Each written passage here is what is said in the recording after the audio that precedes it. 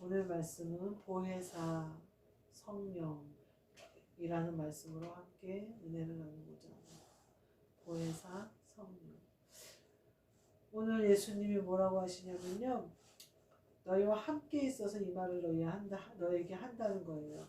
근데 이 말한 모든 것은 제자들이 알지도 못하고 기억하지도 못해요. 만약에 제자들이 깨달았고 기억했다면 예수님 혼자 십자가에 달려 돌아가시지는 않았겠죠.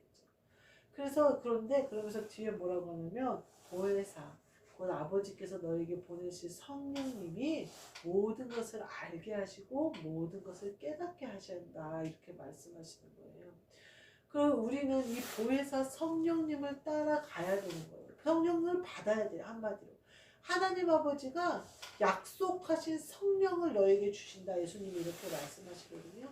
사실은 예수님이 이 성령님이 우리에게 임하게 하시려고 십자가를 지신 거예요. 우리가 죄악에서 벗어나지를 못하니까 하나님의 음성도 들을 수가 없고 하나님의 말씀도 뭔지를 모르고 맹인처럼 그렇게 살아가니까 그 죄를 벗게 하려고 예수님이 그래서 하나님의 말씀을 듣게 하려고 십자가를 지시고 돌아가신 거예요. 그래서 죄값을 치르시고 부활하셔요. 부활하시니까 약속하신 성령이 우리 심령 가운데 올 수 있는 길이 열리고 성령님이 오시니까 모든 것을 알게 되고 모든 것을 예수님이 하신 말씀을 생각나게 한다는 거예요.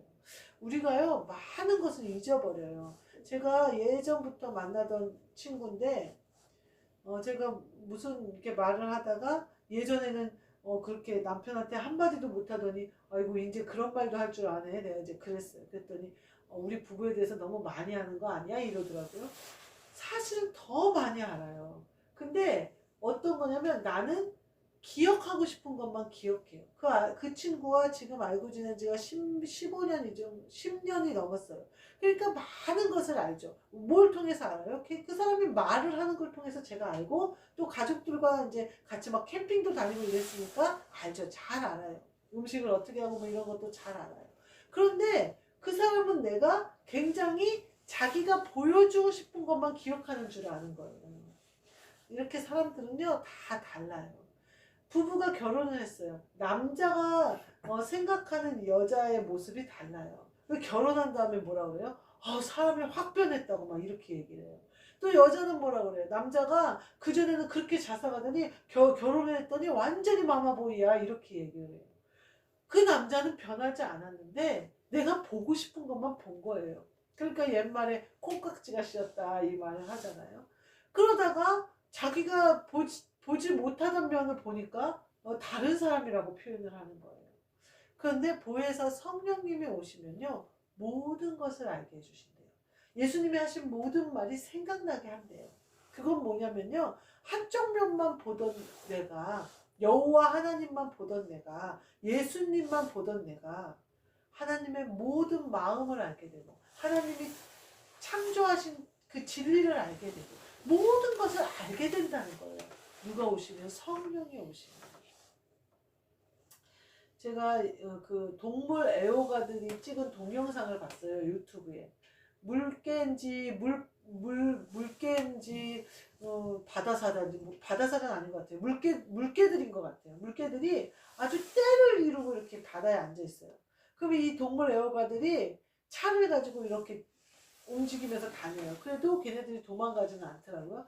이렇게 보다가 막 내려서 사람들이 쫓아가요. 그러면 물개들이 막 도망가요, 바다로. 그러면 얼른 가서 자기네들이 만든 이렇게 세모난 뜰채 같은 걸로 그 물개를 얼른 이렇게 잡아요. 바다 물개인지 물사인지 하여튼 이렇게 잡아요. 그러면 그 뜰채 같은 거 안으로 물개가 들어가요. 엄청 등치가 크잖아요. 그만 세 사람이 끌어다가 가운데 자크가 달렸더라고요. 이렇게 자크를 쭉 열어요.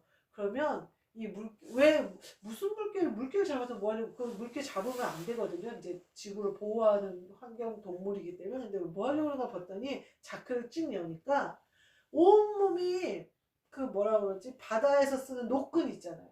그게 칭칭칭 감고 있는 거예요. 그거를 얘네 얼굴을 요 세모난데 쏙 들어갔고 여기 자크를 열어갖고 그걸 가위로 다 끊어주는 거예요. 그래가지고 이제 끊어가지고 다 끊었더니 막 살을 파고든 것도 있고 어느 건 살이 찢어진 것도 있어요. 이게 막 계속 파고드니까. 그리고 막 잘라줘요. 그리고 이제 새끼 물범을 잡으면 우리가 버리는 이렇게 쇠 국자인데 이렇게 채반이 달려있는 쇠 국자를 거기에 목이 낀 거예요. 그래가지고 그대로 놔두면 어떻게 돼? 죽거나 아니면 그러겠죠. 근데 이제 그거를 또 빼줘요. 그러니까 그 사람들이 다리다가 그물에 걸린 물개를 발견하면 그렇게 잡아가지고 그렇게 딱 끊어준 다음에 자크를 입구에 있는 자크를 쭉 거기다 뭘 고리를 걸어요. 그래서 다 사람들이 피하고 고리를 쭉 열면 걔가 푹 튀어나가서 막 이제 바다로 가요. 굉장히 그래서 그렇게 도와주더라고요. 근데 너무 많아요. 낙지줄에 매여 있는 놈, 노끈에 매여 있는 놈, 막 이상한 막 그냥 치렁치렁 눈 같은데 뭐가 찔려갖고 다니는 놈, 막 별놈이 다 있어요. 막 그 채반 같은 거에 목이 걸린 놈. 새끼들이 많이 걸려 있더라고요. 새끼들을 또 많이 구해주더라고요. 제가 그 장면을 보면서 우리도 마찬가지예요. 우리가 자유롭고 평화로운 그 넓은 모래사장에 쫙 있어요. 구원받은 성도들이 다 있어요. 근데 우리가 살다가 그물에 걸린 거예요. 그물에 걸렸는데 내가 걸린지를 몰라요. 그래서 예수님이 그거 좀 끊어주려고 나를 잡는데 죽는 줄 알아요. 얼마나 막 뭐라 그럴까 다 이러고 걷잖아요. 근데 아주 죽을 힘을 다해서 바다로 막 도망을 가요. 그 사람들이 쫓아가면, 잡아내고 쫓아가면. 우리가 성령님이 우리 안에 오시면 내가 그물에 걸린 것도 알아요. 내가 죄인인 것도 알아요. 내가 죄의 유혹에 빠진 것도 알아요. 내가 지금 빛을 잃었다는 것도 알아요. 내 영이 꺼진 것도 알아요. 다시 그리스도로 기도할 줄 알아요. 근데요, 성령이 오지 않으시면요, 그 어린 물개들은 그 그물에 제일 많이 걸려있잖아요. 채반 같은 거 몰라요. 내가 그물에 걸려서 살을 파고들어서 아픈데도 내가 시험에 들어서 점점 영이 어두워지고 점점 하나님의 뜻에 어긋나고 점점 예수님의 음성이 안 들리는데 몰라요. 그래서 예수님이 그래 그럼 내가 그냥 잡아서 끌어주마. 근데 죽을 힘을 다해서 도망가는 거예요. 죽을 힘을 다해서. 예수님이 드러나는 것마다 빛이다 그랬거든요. 드러나 버리면 되죠. 예수님한테 잡혀버리면 돼요. 그럼 우리 안에 있는 거 싹 끊어주시거든요. 죄의 결박을 끊어주시거든요. 풀어버리시거든요. 그래서 우리의 심령을 아프게 하는 모든 것들로부터 우리를 딱 다시 해방시키셔서 다시 반응시키셔서 다시 풀어주시거든요. 근데 마치 그냥 예수님이 깨닫게 해주시는 그게 내가 망신살을 당해서 아주 죽을 것처럼 또 내가 이렇게 어떤 고난 가운데 있을 때 솔직히 말하면 우리가 지금 물질적 고난 가운데 있는 거잖아요. 그 고난 가운데 있을 때 예수님이 왜 우리를 고난 가운데 넣으셨느냐? 살리기 위하심이거든요. 지금 금을 끊어버리시고 그 모든 어쩌면 물질에서 더 자유로워져서 내가 물질로 부어주는 그날 네가 누릴 수 있게 하기 위함이거든요. 다스릴 권세를 주시기 위한 훈련이거든요. 근데 금을 끊는 이 와중에 몸부림을 치고 난리를 치면 어떻게 되겠어요? 이안 잡혀서 하나님이 훈련하시는 동안에 딱 거기에 가만히 있으면 금을 탁탁 끊어서 금방 되는데 몸부림치면 그물이 파고들어 더 힘들다니까요. 우리가요 성령님은요 우리가 거부하거나 우리가 죄에 완전히 덮여 있으면요 성령님이 밝히 우리에게 보여주시지 못한다는 거예요. 모든 것을 알게 해주시는 성령님이지만 우리가 죄의 올무에 묶여 있으면 우리의 죄 때문에 깨닫지를 못한다는 거예요. 우리가 자유로워져야 돼요. 이렇게 자유로워질 수 있는 이유도 성령님을 의지해서 기도하고 성령님을 의지해서 예배드리고 성령님을 의지해서 가야 되는 거예요. 뒤에 보면 뭐라고 하냐면요. 세상이 주는 것과 같지 않다는 거예요. 평안을 너희에게 주는지 세상이 주는 것 같지 않다. 평안이 우리 안에 있으면 우리가 알 수 있어요. 성령님이 오셨구나. 우리가 짜증이 난다. 피곤하다. 스트레스를 받는다. 그러면 우리가 그물을 끊어버려야 돼요. 스트레스의 그물을 끊어버리고요. 걱정의 근심을 끊어버려야 돼요. 세상에서 그러잖아요. 90% 이상은 일어나지 않는 일을 우리가 걱정하고 있다잖아요. 그러면서 뭐라고 하냐면요. 내가 갔다가 너에게도 온다 하는 말을 너희가 들었나니 나를 사랑하였더라면 내가 아버지께로 감을 기뻐하였으리라. 그리스도가 다시 오신다는 거예요. 우리 안에 성령으로 오신다는 거예요. 그분이 우리를, 그러면서 후에 나는 너희와 이제 말을 많이 하지 않는다는 거예요. 그 얘기는 뭐냐면 예수님이 모든 말을 다 했다는 거죠. 그리고 그 말은 너희가 써먹을 때 생각나게 한다, 이런 말이에요. 제가 보니까요, 한 가지에 성공한 사람이 있어요. 그러면 성공도 뭐 물론 본인이 이룬 거겠지만 그 성공을 이루면요, 자기가 뭐라고 해야 되나, 모든 것을 다 통달한 사람인 줄 알아요, 본인이. 그래서 예전에 그 열린마트에 있던 사장도 그랬지만, 마트를 해서 아주 가난하게 살던 사람이 좀 살게 된 거예요. 집도 사고 이제 또 잘 돼요. 그러니까 또 그 정부에서 지원금이 나오니까 막 마트가 잘 되잖아요. 그러니까 막 자기가 대단한 사람인 줄 알고 하나를 더 차렸어요, 마트를.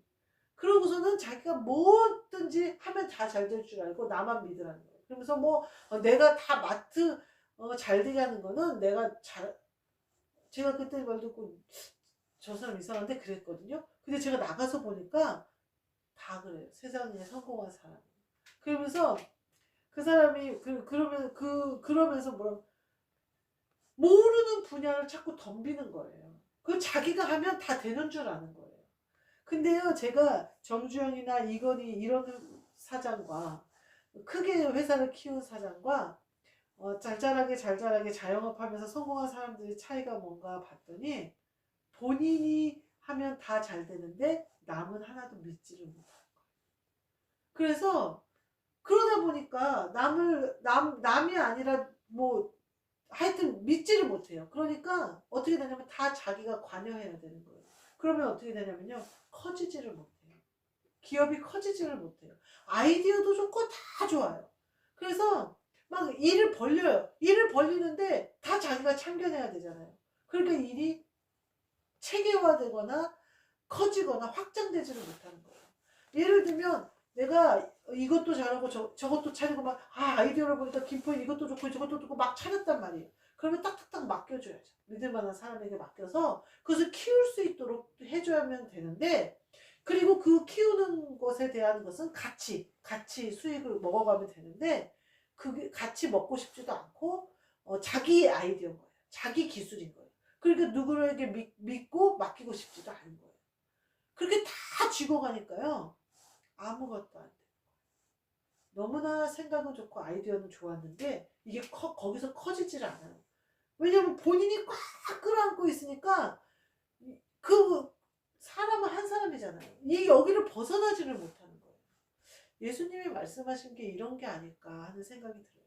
예수님이 여기 계실 때에는 예수님과 상의하고 예수님께 물어보고, 예수님이 물고기 뱃속에서 돈 꺼내 갖다 주면 갖다 주고, 예수님이 구제하라고 이렇게 하면 돼요. 근데 예수님이요, 십자가를 지시고 돌아가신 후에 부활하셨어요.